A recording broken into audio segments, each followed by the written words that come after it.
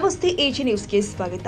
ಧಾರವಾಡದ ಸಣ್ಣ ನೀರಾವರಿ ಇಲಾಖೆಯ ಕಾರ್ಯನಿರ್ವಾಹಕ ಅಭಿಯಂತರ ಕಚೇರಿ ಮೇಲೆ ಶನಿವಾರ ಮುಂಜಾನೆ ಲೋಕಾಯುಕ್ತ ಪೊಲೀಸರು ದಿಢೀರ್ ದಾಳಿ ಮಾಡಿ ಕಚೇರಿಯಲ್ಲಿನ ವಿವಿಧ ದಾಖಲೆಗಳ ಪರಿಶೀಲನೆಯಲ್ಲಿ ತೊಡಗಿದ್ದಾರೆ.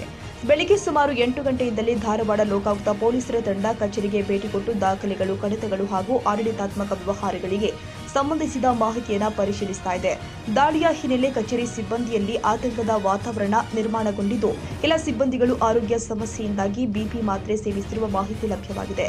ಲೋಕಾಯುಕ್ತ ಅಧಿಕಾರಿಗಳು ವಿವಿಧ ಕಾಮಗಾರಿಗಳ ದಾಖಲೆಗಳು, ಟೆಂಡರ್ ಪ್ರಕ್ರಿಯೆಗಳು ಹಾಗೂ ಹಣಕಾಸು ವ್ಯವಹಾರಗಳಿಗೆ ಸಂಬಂಧಿಸಿದ ದಾಖಲೆಗಳನ್ನು ಪರಿಶೀಲಿಸುತ್ತಿದ್ದಾರೆ ಎನ್ನಲಾಗಿದೆ.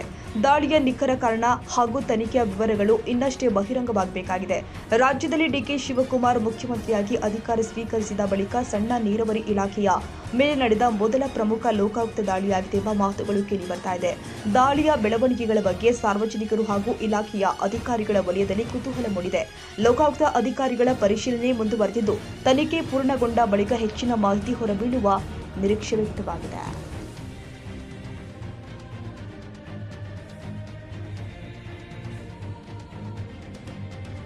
ಕನ್ನಡಿಗರ ಮೆಚ್ಚಿನ ನಿಮ್ಮ ಎಜೆ 24/7 ನ್ಯೂಸ್ ಕನ್ನಡ ವಾಹಿನಿ ಇದೀಗ ಟಿವಿಯಲ್ಲಿ ಲಭ್ಯ.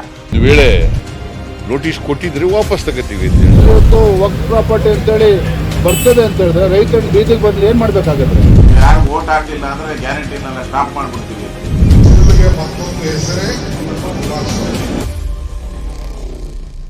ಕರ್ನಾಟಕ ಮತ್ತು ದೇಶ ವಿದೇಶ 360 ಡಿಗ್ರಿ ಸುದ್ದಿ ಹಾಗೂ ಉತ್ತರ ಕರ್ನಾಟಕ, ಬೆಳಗಾವಿ, ಬಾಗಲಕೋಟೆ, ಧಾರವಾಡ, ಹಾವೇರಿ, ಗದಗ, ಬಿಜಾಪುರ ಜಿಲ್ಲೆಯ ಕ್ಷಣ ಕ್ಷಣದ ವಿವರವನ್ನ ಪಡೆಯುವುದಕ್ಕೆ ಎಜೆ 24/7 ನ್ಯೂಸ್ ಕನ್ನಡ ವಾಹಿನಿಯನ್ನ ಲೈಕ್ ಮಾಡಿ, ವಿಡಿಯೋಗಳನ್ನ ಶೇರ್ ಮಾಡಿ, ಕಮೆಂಟ್ ಮಾಡುವ ಮೂಲಕ ನಮ್ಮ ವಾಹಿನಿಗೆ ಸಹಕಾರ ನೀಡಿ ಮತ್ತು ಚಾನೆಲ್ ಅನ್ನ ಸಬ್ಸ್ಕ್ರೈಬ್ ಮಾಡಿ.